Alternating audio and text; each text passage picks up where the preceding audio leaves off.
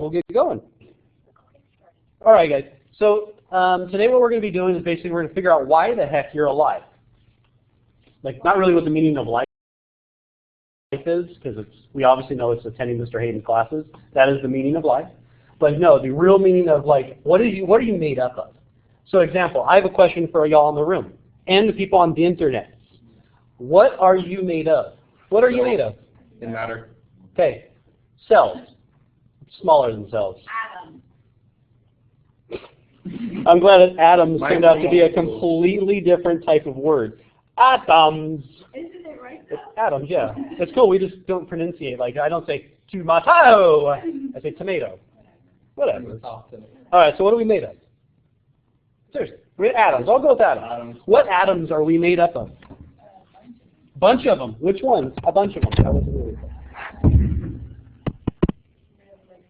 Skins, bones. I'm talking to real fast. Someone said skins, bones, meat, water, other stuff. Yeah, I want smaller than that. Says we're made up of meat. I'm cool with that. I mean, that is technically correct, but I want it smaller, okay? What are we made up of? Water. Okay, water. So someone said water, so I'm going to go ahead and write down H2O. Oxygen. Oxygen? CO2.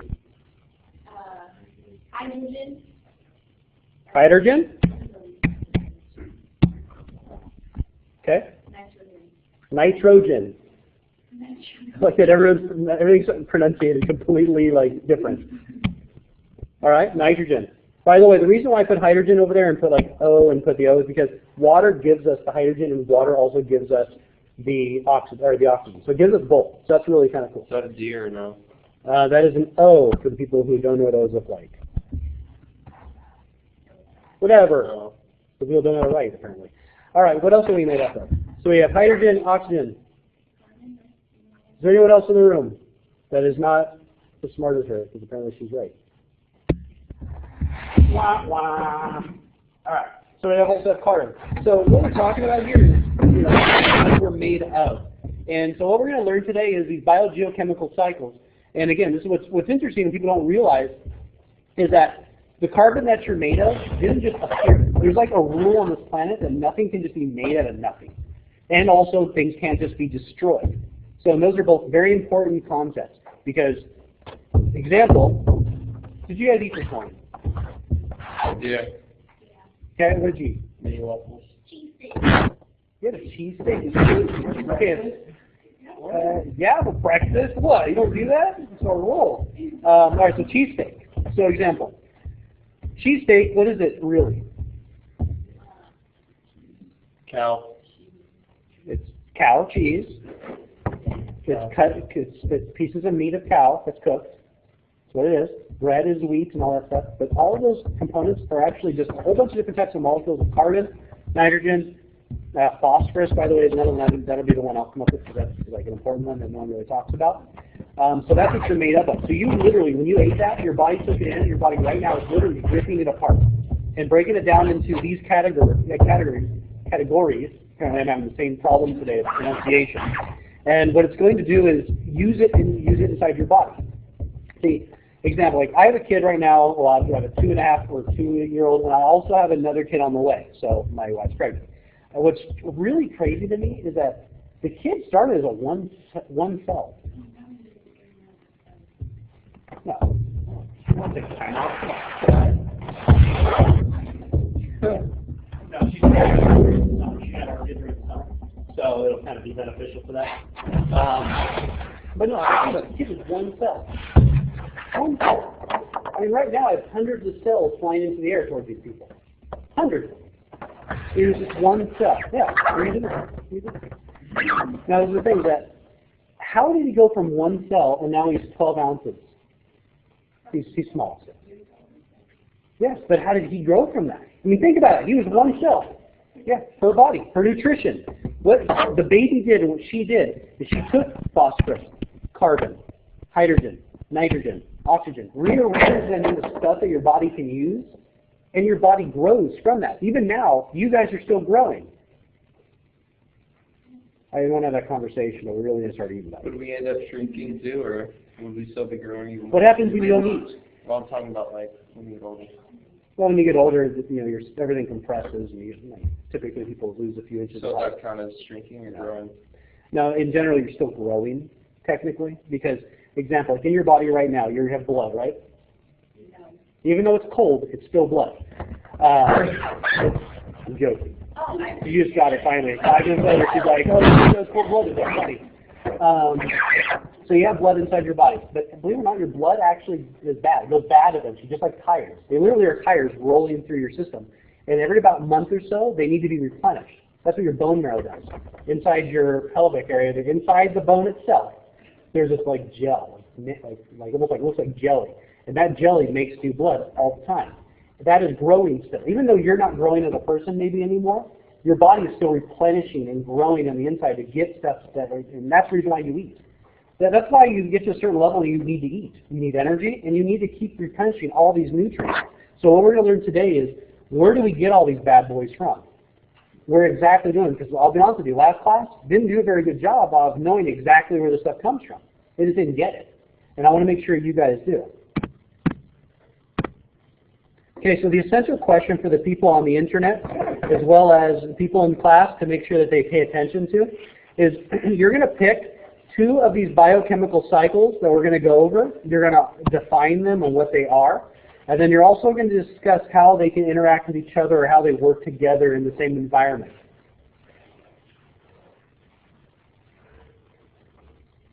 So again, that's an essential question or an essential statement that you need to make. I'll be able to understand.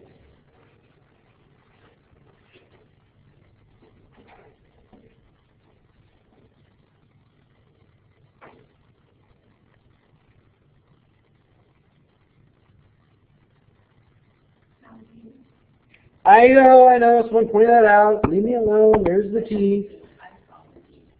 It was there. It was there. Do you see who took it? I actually tried to save it. I changed it before and I tried saving it, it just didn't work. So. Change it. Whatever, point out my mistakes. Point out mistakes. All right. So again, you're going to pick 2 of these cycles we're going to talk about, and we're going to look at the cycles, and I'll try to make some of them as simple as possible, but I always recommend this. When you do your notes, you should obviously write like the definition of what it is, like, okay, the carbon cycles, idea of moving chemicals and recycling, whatever it is. But then you also want to maybe even go on the internet, find a good picture of what you think is the best one to illustrate that. I would cut it down smaller, and I would paste it right into your notes. Just glue it right there in your notes, because that's the best way for you to see it. You can sit there and draw it all you want, but I'd rather you, instead of doing art class and drawing stuff, I'd rather just get in your science notebook, look at it, and understand where each one of the arrows go and why it goes to that location. So, again, on this planet, there's a few things. Energy is not the only thing that moves through the ecosystem. So, like, you ate your food today, you ate a Philly cheesesteak, right? So you're going to get energy from that for today. This is what's going to happen. When you had your little Eggo things, whatever. Mini waffle. Mini waffles, totally off base. I wasn't even close. Made from the same stuff, just a different form. But in general, you're going to get energy from that today. You really are. That's what's going to give you energy, and that's why you should eat in the morning, by the way, because your body needs that, because it's been asleep for about 8 hours, and it's probably starving, so start eating breakfast in the morning, even if it's an apple. By the way, this is atoms, but typically we talk about it in we call it matter. So matter is never destroyed. So example, if I took a piece of wood and I'm going to make a fire, and I put it down and I light it on fire and it starts burning, what's happening to the wood? Ashes. It's burning. Make ashes. But what's really happening? What happened? Yes, because wood. Well, the wood's hopefully dead, because they only really typically dead wood will burn. The rest typically won't burn. What? Exactly what he said. It turns into gas. When you have wood and you are burning it, all you're doing is changing the state of the matter. You're not getting rid of it. It doesn't go away, even though there's now just ashes on the ground. If you were to measure the weight of the ashes and the weight of all the smoke that left, and there is ways of doing that, literally it would weigh the exact same amount as a big piece of wood. No matter can go away. It stays the same, and the weight will stay the same. So this is the thing. So example, you had your Philly cheesesteak today. So the carbon and all the proteins and stuff that you ate, No, it's only just because I just drink a thing of water. Barely water. No, I like drink on my beard, and please don't fall. Just relax. Oh. So when you ate that today, all the carbon and the phosphorus and the proteins and all that was around before the cow ate it. There's a good chance it was probably eaten by dinosaurs or other animals. Those animals either got rid of it through various means of way bodies get rid of stuff, or it died and decomposed into the ground, and now you're eating the carbon that came from it. Good stuff. All right. So again, the same thing, and this is just a more or less crude version, is that the air you're breathing was also breathed in probably by the dinosaurs too. Okay. It's been around forever. It's cleaned, and that's what these cycles we're going to talk about is cleaning. The air does not have bone marrow. No. The air has trees to clean them. But we'll see how it does get clean. So the 4 atoms that we talked about before, it makes up 95% of you guys. Carbon, which is the most important. Hydrogen, very important as well. Oxygen and nitrogen. Those are the 4 most important atoms inside your body, and the way they arrange makes your eyeball. The way it arranges makes your nose. The way it arranges makes what you're actually made of. It's just those things in all different orders. It's really crazy. Okay, and all of these, or the way it's passed from one thing to another and back within the biosphere, is called the biogeochemical cycles. That's like the definition of that particular term. So again, carbon's probably the most important. Hydrogen, oxygen kind of go together, and then nitrogen's important. Even though it doesn't say it, we're also going to be talking about phosphorus, because that's one of the main reasons why you're able to stay awake right now and look at me, or at least try to stay awake. Did you paint your eyes on your eyelids? Oh, she's awake. She's awake. All right, let's make it sure.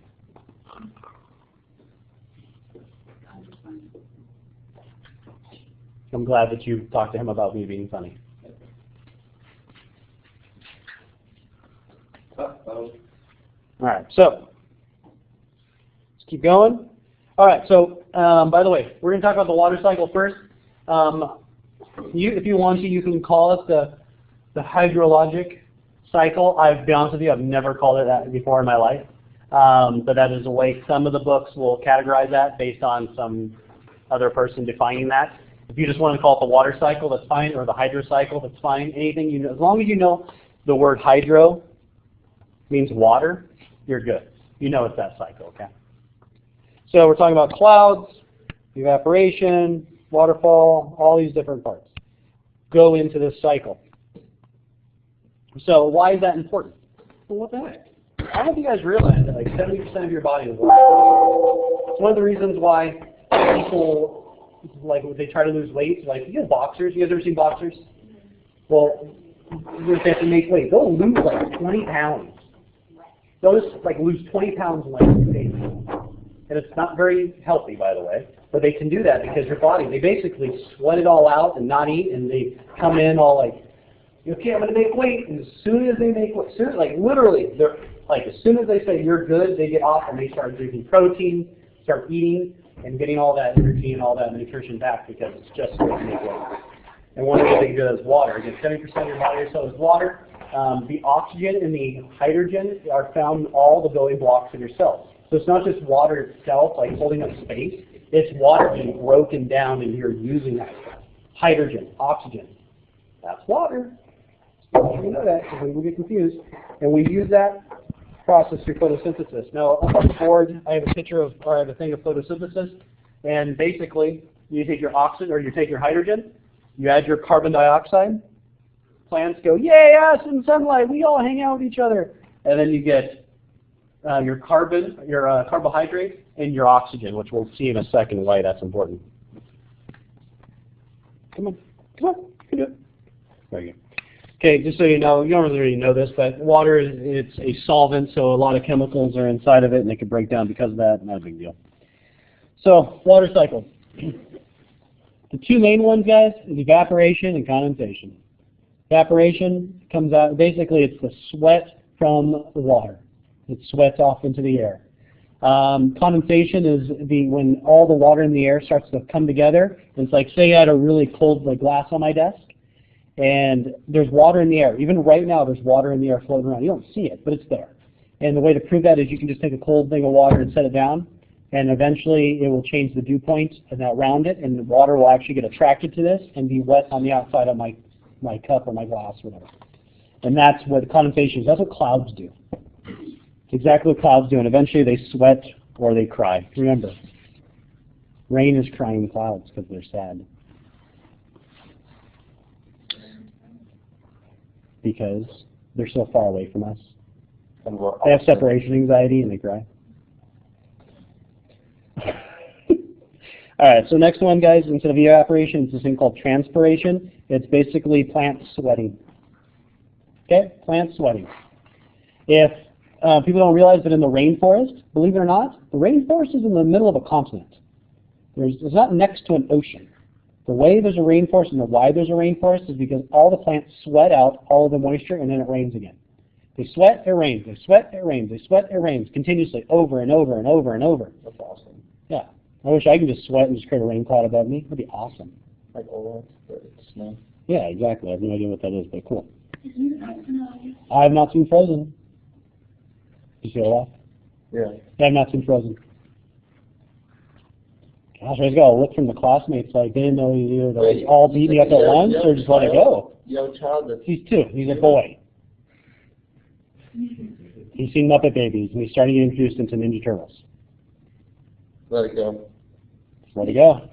Exactly. I agree with you. Just let it go. I don't care. Sorry. I've heard the song, right? I just haven't seen the movie. It's crazy. All right, so check this out. Water cycle.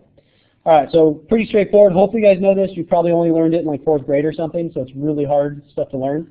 Is that basically you have evaporation creates clouds. Clouds condense over some sort of a land typically, even over water, but they condense because of condensation nuclei. Boom, from back in the day, back knuckles, bam, there it is. Falls onto the surface, either as snow or water, goes down to a lake or river, eventually maybe to an ocean. A lot of it actually goes into groundwater and it also makes its way to the ocean, and then you get it replenished through either evaporation or transpiration from the lake. It's pretty straightforward, not a big deal. That's something I would definitely print out and use right there if you get a chance. Carbon cycle. Who said carbon? I think you said everyone. I said. Oh, you said carbon? Yeah. You get credit there? I mean, you got the rest. All right, you got I the rest. know it, but it's because I said. Oh, it's because you just looked over there and saw the C stands for carbon. CO2. Nice. Well, this is CO2 right here, carbon. It's in the atmosphere. It's also in the water, okay? It's because it's respiration from both us as well as the animals inside of the water. They breathe too, and they also breathe out carbon dioxide. Now, the question is how, we are going to went over this, but last class they didn't quite get it. How does that CO2, because you can't breathe, you breathe it in, but you don't like that. Your body doesn't like CO2. If you breathe in just CO2, you will pass out. And eventually you will not be alive. Like it is, you cannot do that. How does it go? No, it's a little different. That just changes the density of the air inside of your lungs. And so if you use like beryllium or something like that, it gets deeper, and if you use hydrogen, it gets louder. It's just it's how the frequency goes through it. But no, this one here is how does the carbon get into your body though? So we see up on the board the thing of photosynthesis. We need plants. Because, I like it. It's like from my Disney Channel. Because we breathe in oxygen, and they breathe out oxygen, and they are our friends. No, that's really good. I'm glad you know it. Because last class, didn't know it. That's good. But we need those plants, and it doesn't matter. The photosynthesis takes place here. The photosynthesis takes place here. It doesn't matter if it's on land or in the water. It needs to take place. There's actually, those are our filters. Because we have volcanic activity putting CO2 back into the air. Let me make this a little bigger so you can. So we have CO2 going back in the air here. We have the breathing out of animals going here. We have animals dying, and they're basically decomposing, and part of the thing is release of chemicals in the air. We have fossil fuels that you guys drove here with that are burning, and that's also putting carbon into the air. So all these things are getting put in the air. We need to have those filters in place, which we're cutting down. You guys know like 95 to 98% of the virgin forest in the northern, eastern United States have been cut down, right? Right. It's one that's untouched. And it got cut down. And guess where it's at? probably in your house, in the walls as wood, or burned, or just cut down to make ways for farming back in like the 1800s. Vintage snow. Huh? The wood, vintage snow. Yeah, a lot of it got destroyed. But again, if that wasn't destroyed, remember when we talked about the acid rains and stuff? There'd be less of it because there'd be more filtering of this. But let's not talk about that. It's pretty sad. All right, so in the atmosphere, it's CO2 gas. In the ocean, it's dissolved CO2 gas, but still gas. On the land, it's locked in organisms, rocks, and soil. So there's carbon in you locked inside of you. Eventually, it will get put back into the earth. Underground, as coal or petroleum, fossil fuels, also calcium carbonate and rocks. So those are just the way all the calciums get there. So how does it, we already talked about this, volcanic activity, human activity, cellular respiration or breathing out, and decomposition of dead organisms. Okay, now this is where we see the building blocks. This is where you're going to see a lot of parts that are important. Example, does anyone see, ooh, that was even close. Oops, to the page, yes. Does anyone, give me a second here, guys, I'm trying to change my writing. It says sugar, what backbone? I circled it. Can you even read that? It's kind of hard to read. Sugar, phosphate, Phosphate. as I said. I'm glad you said that. Backbone. Backbone, yes. Yeah. So when we get to the phosphate or the phosphorus, what I'm going to talk about too, because that's the one I came up with, it actually holds together all your DNA. So it kind of is literally the backbone holding everything of you together. It doesn't get as much like notoriety as all the carbons and nitrogens, but it's pretty dang important.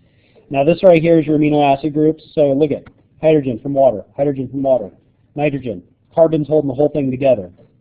This whole thing right here keeps you alive, keeps you growing, keeps you building. If you do not have that, you do not have you. So as you can see here, you can see the hydrogen surrounding all these carbons. Carbon's the backbone of your cell growth. It holds everything together.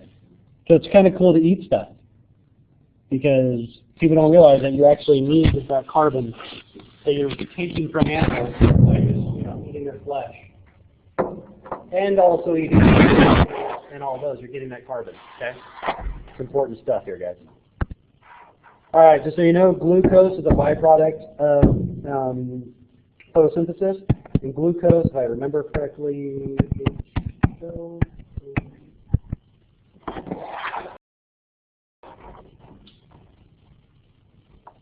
glucose is energy that gets created by photosynthesis. It's carbon-6, H12O6. The big part is it's carbon, it's hydrogen, and it's oxygen. Those are what you need to know.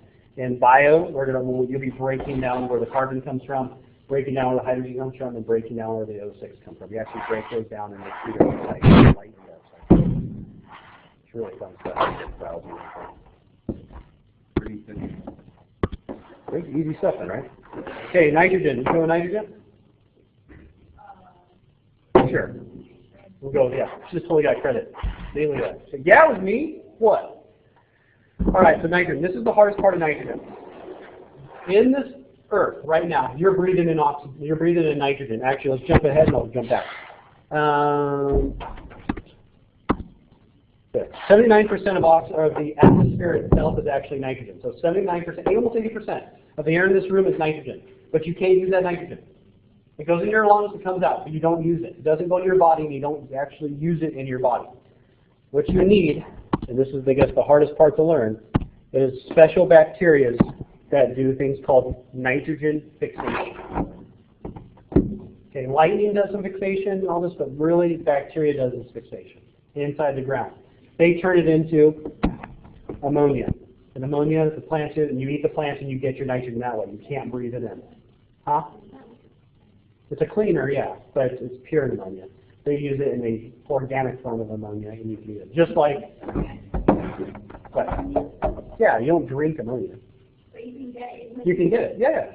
No. That's pneumonia. You're saying No, the diseases or the infection or whatever in your lungs, that's pneumonia. That's like water in your lungs. Ammonia is a chemical, like I have it in my chemical things in the other room. I have ammonia. But you can't just like straight up drink it. Like you need to eat it in the organic form. what happens if you So it's like it's us you use to clean things with. Yeah, without the manure. Some of them they used to leave streaks. We don't like streaks here. No? Maybe. See, what I usually do is I clean it, then I go over with like a shirt, and then I rub it out, and it's like super like double the work, but yeah. So just know this: nitrogen's in the air, but you can't use it. Cannot use it. What you need is it needs to be fixed into bacteria to be able to use, and then it goes inside of the plant and animals. You then eat the flesh, or eat the animal, or eat the plant, and you get it yourself. Okay, then you use it inside your body. Yes, so we go through these. Nitrogen bases, again, are very important because they help hold together your amino acid groups. So we're over here. Okay. Boom, boom, boom. Let's go past this. There it is. They have a symbiotic relationship. So it's like these bacteria like hang out these plants. They're like friends. And the plant's like, here's some stuff for you. And also, you know what? Here's some nitrogen for you. They like help each other out. So it's symbiotic. Same relationship we have. You guys annoy me, and I give you knowledge. It's a relationship. I mean, you guys show up, and I give you knowledge. I'm sorry, I get those mixed up. But we have fun, right? And so the idea is that we have a symbiotic relationship. We benefit each other. Well, you get money from this. I don't get money from you. I get money from the government. But we can come You know, if you didn't come here, just, you know. It should be the same stuff as online. If you didn't come here, you can just do it from home. Online school. All right. Again, this is a picture that's perfect for you to understand that. You cannot eat or take in the gas form. You actually have to eat it through ammonia and nitrates and whatnot through the plants and things like that. He's really hungry and about to eat some beans, it looks like. Okay, so nitrogen cycle, we already talked about it, so we can skip ahead on this part. Come on, Triple. Bacteria living in the soil. Okay, come on. Come on, you can do it. Okay, phosphorus. This is the Haynes group. It's the simplest one. This is why people don't like care about the cycle so much, because it's so simple. But basically, in the land, there's phosphorus. The phosphorus gets there because of the plants and sediments and movement. Plants take in the phosphorus. Well, you're not a cow, because that's messed up to say, but you're an animal like the cow where you can eat the plants or you can eat the cow, either way. And the cow, you would eat that, and you get that phosphorus in your body. And then when you eventually, like the animal's no longer around anymore, it passed on into the pasture of the sky. It breaks down and becomes the soil again, and it goes back into the land and it starts over again. Same thing in the water for the fish and whatnot. So then that means that like if I eat grass, then I'd be eating cow, or I'd be eating. If you're eating not grass, or you're eating something that's edible to humans, grass isn't still edible. But if we decide to eat grass, then there's nothing else to eat. Was the grass over the dead body? It's possible that Yes. it's been a while. Then yes. If I ate it like 10 years Yes. later. Maybe not 10 years, but yes. Okay. So yeah, basically, guys, you realize nothing just gets remade. Like, you guys do know that what manure is, right? Like, they put manure in the fields to give nutrients to the plants. And the plants suck in all those nutrients, make an apple or whatever they're making, and then you eat it. Literally, you're eating the manure, like, through the process. But you're eating the chemicals that are left over in the manure because it's fine. They're just sitting there. Yeah, it's gross and stuff, but there's nothing wrong with the actual molecules. They just get processed through, filtered out, make a beautiful green apple. Green apple, not a red apple, green apple. And then you eat them, and then you're totally good. Okay, even though it may have came from the manure. Okay, this is kind of long. Okay, we have a long question, so go ahead and take a nap, and I'll wake you guys up when he's up. But it's a serious question. But it's a serious question, so make sure we pay attention. Okay. So, alright. This will make it hard to explain, but, okay, say we have like a grass field, right? Grass field. And there's a cow that has a disease. Cow has disease. And it dies. Could be a mad cow disease? I like mad cow. It could, yeah. Okay, mad cow disease now.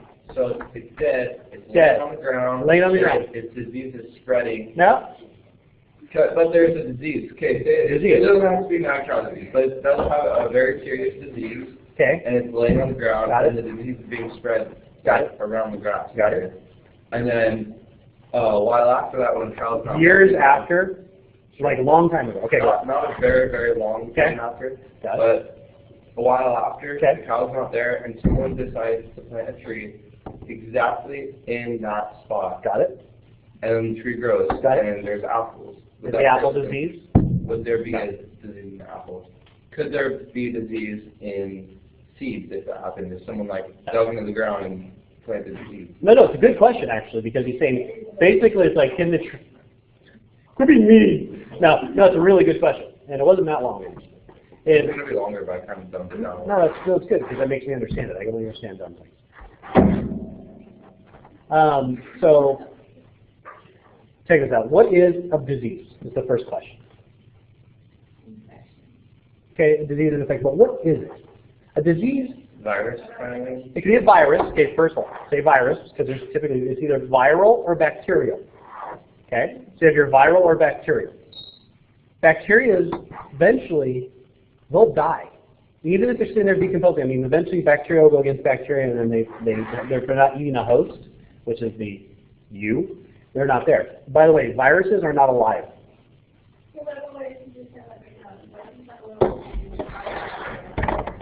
Yeah, it's fine. No. And it's focused. It's like left down there, and it probably died. The disease itself died, or the like the viruses will break down and die. Viruses typically break down when there's not a non-living host. No. That's a good question. Well, the question is, and this is a gross question, thank you for the people on the internet, is if you eat, say, cancer. Well, in theory, what is cancer? Tumors. What is tumors? Depends on what it is. It's just a mass of whatever it is. It could be muscle, it could be whatever it is. So if you ate it, you won't get it. No, your body will process it, just like it would any other cell. Then why is Cancer, it one second. Let me talk and then I'll and then that's how it goes. Okay, cancer itself is a mass of cells, whatever it is. Okay, the idea of you ingesting it, your body will treat it as any other type of flesh. It will take it, it will break it down in molecular form, and then it will pass it on. Cancer inside your body is a mutation of the stop process. Your body doesn't know to stop making those cells, so it just continually does it, and that's what eventually hurts you. So it wouldn't, I guess it wouldn't hurt you because you're just going to process it like any other meat. Yes, for the person that's your clock. Oh, computer dying. Can you have me my cord off the back of the? You'll see it plugged in behind my computer. There you go. Yes, sir. Then you process raw meat and that's how we get sick. The only reason you can't process raw meat is that you are not used to it anymore. Bacteria in your stomach are not used to it anymore. Or if it does get used to it, that's Yes. the same. Yes. You can just like take a Yes. bite out of the cow. Yes. And There is a gentleman, and this is totally off base, but we'll get back on base with people on the internet. That I met a gentleman at the gym one time that he actually does not eat cooked food at all. At all. Like he does not cook any of his food. And the reason why he does it is that, and this gentleman was like 65 years old, looked like he was 30, and was like worked out, and there was no like steroids or anything. And I asked him, like, how do you do that? Like, how do you look the way you do and be in that good a shape where you can look like you can run 100 miles and not breathe hard? And he's like, well, I don't cook my meat. And I go, whoa, what? And he goes, I don't cook my meat. He started by reducing it, his cooking of his meat, to the point where it became raw, of red meat. Then he started to use chicken. Okay, yeah, that's where he lost me. I was like, what? And he started a whole bunch of stuff, but if your body's bacteria is used to fighting off that stuff, what happens is, back in the day, guys, before there was fire, in the caveman days, how did we eat? Meat. You ate it. You just ate it, and your body was used to that. As we started creating fire, and we discovered fire, and we're cooking our meat now. Believe it or not, cooking your meat, he believes, and this is his belief, this gentleman I met, that it actually changes the chemical makeup of the actual animal itself, and chars it and things like that, and actually puts carcinogens into people's bodies. Yeah, and that's his thing. Is you have to. The gentleman I talked to, because I really found it as a whole bunch of questions, and even nerdy science teacher that I am. and that he doesn't buy food like you and me do at the grocery store. He actually goes to a farm, picks out a cow, has it killed, he cuts it apart, he does it all, and brings it to his house. Yeah, it's fine. Yeah, you can do that. You can go right now onto an Empire and get meat that you can do it yourself, and you buy the cow basically, and they cut it down for you, and you just store the cow. That'd be a lot of money. It's much more expensive, but he knows now how long it was cooked, how long it was been sitting out, who cooked it, who cut it, where it came from. He knows everything about it, so it's not just sitting around bacteria growing. So less likelihood of bad stuff to be in it. But yeah, in theory, you don't need to cook your meat. In theory. I thought so. There you go. Talking about a gentleman that used to not cook his meat that I met, and he ate everything raw, even chicken. Yeah, I know. All right. So again, remember, on these cycles, remember, the cycle for the phosphorus, most of it comes from the ground, and remember, the concept of eventually all organisms should decompose and go back into the ground, and then everything from the ground, such as all of your plants and everything, recycle that phosphorus and goes right back into it. Okay. All right. So again, now phosphorus doesn't get nearly as much phosphorus doesn't get nearly as much of how special it is compared to nitrogen, carbon. Is that we have our sugar phosphate. Now check this out. Let's talk about it. It's a sugar phosphate backbone. So if you don't have phosphate, your DNA doesn't have a backbone. There's nothing to hook up to. So it is one of the most important things you can take in that is not as important because it's just carbon you're actually made of. Another one too is the phosphorus groups. These little P's over here, it's called triphosphate. This is adenine ribose triphosphate. It is basically what we call ATP. It's right there. If you don't have ATP, you don't have energy. That's what energy is. It's basically the phosphate inside your body. In biology, we actually get into this exact thing, is that literally the phosphate gets broken away, it becomes ADP, and then comes back. Then it goes away.